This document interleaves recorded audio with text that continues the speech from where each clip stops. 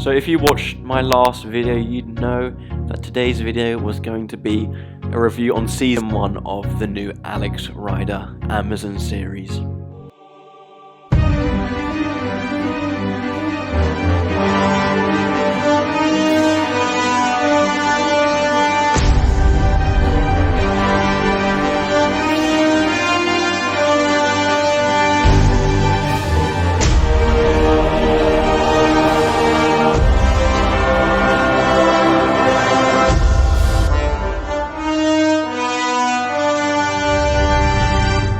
So, synopsis for Alex Rider, the series, is a reluctant teen spy on his missions to kind of save the world, I guess. If you saw my review or saw the actual film, Alex Rider Operation Stormbreaker was an adaptation of the first Alex Rider book. This series actually focuses on the second book, whilst kind of blending in parts of the first book into it.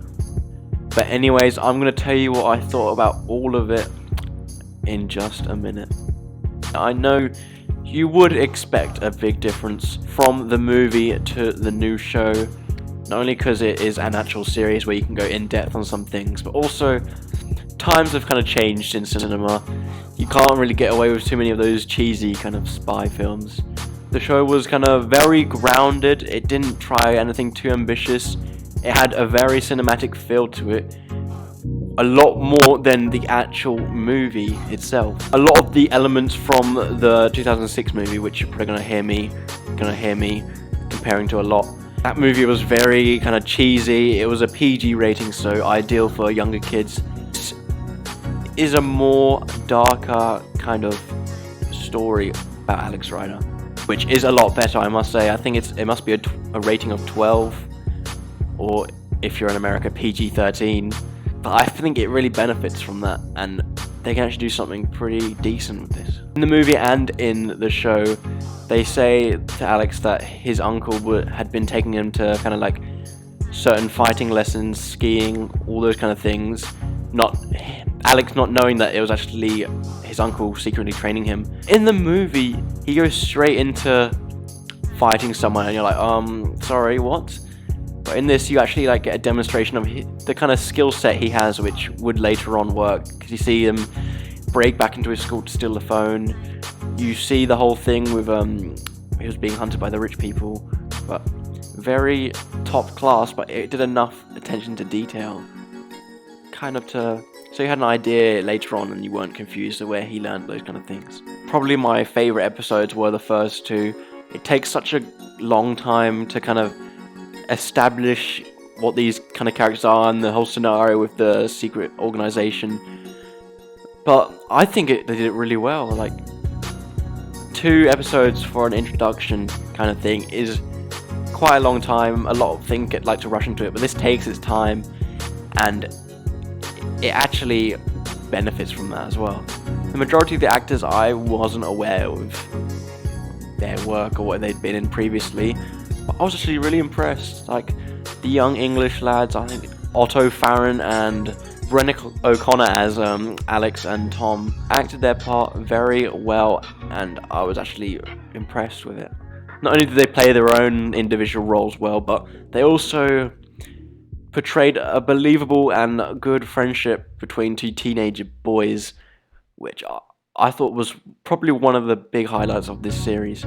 So the author Anthony Horowitz kind of rejected to write the first season, as he's kind of still working on Alex Rider books, but he did give his blessing to someone else to write it, and even though it isn't accurate to his books, he still loved it. And so did I. As I mentioned, they kind of skipped over the first book and went straight into the second book called Point Blank, but still containing the origin from the first book into this, and the film actually benefits from not being accurate to the books. So like in the Alex Rider books, there's a lot of like these kind of gadgets which kind of over the top and kind of make for kind of some cheesy things to have on this show, but they kind of cut a lot of that out, and it actually mixed with the tone, it benefits from it. And the story is very straightforward and easy to digest, which is very good for if you're kind of interested in binging things. It doesn't get too repetitive. It's constantly moving story, and it is a good watch, to be honest. So where I said like the first 2 episodes took a good amount of time to establish the new characters, in the last few episodes I felt as though things were very rushed. I felt like they could have slowed down some things that happened. It all happened all at once, it seemed, like one after the other straight away. No, very little break in between. And maybe that's because they only had 8 episodes, but I felt if they kept the same kind of timings from the beginning of the season all the way to the end, it could have been better. But that's probably the only bad thing I have to say about it. Anyone could guess this would be very different to the movie. Before I saw the trailer and I saw it was announced, I was kind of, not gonna lie, I was a bit worried. As I mentioned in my previous video, I read the books when I was younger. Not all of them, but some of them. Not because it was a bad kind of thing to put into a show. I just felt like I'm not sure this would make for a good show nowadays. Expectations are so high for shows that I'm not sure this would stand out really. Then I saw the trailer and I could see that they were going for a much like darker tone, but I was excited to see what they would do, but I felt as though it wouldn't be amazing. I had changed from that because I saw like did Point Blank, there's all this action in the Alps. I was like, oh okay, this is quite cinematic. But then it came to watching it, I found it an easy watch, very fun. I didn't feel kind of like grotty, kind of having to sit through all the episodes like I did with Space Force. I really enjoyed every moment. It's straightforward, and I actually would recommend it to anyone, especially if they're kind of a fan of kind of spy series. It's something different based in England. You don't see like not only do you not see a teen kind of spy series, also to me it feels very like close to home because it's in London and you see some things which I've driven past quite a few times. A fun watch, I would recommend. For me, I have it as a 7 out of 10. Once again, I'm not sure if many other people would agree with me, but I personally found it a good watch, therefore earning a 7 out of 10. So there is my review on Season 1 of Alex Rider. Please let me know in the comments what you thought of this series, and I will reply to any comment.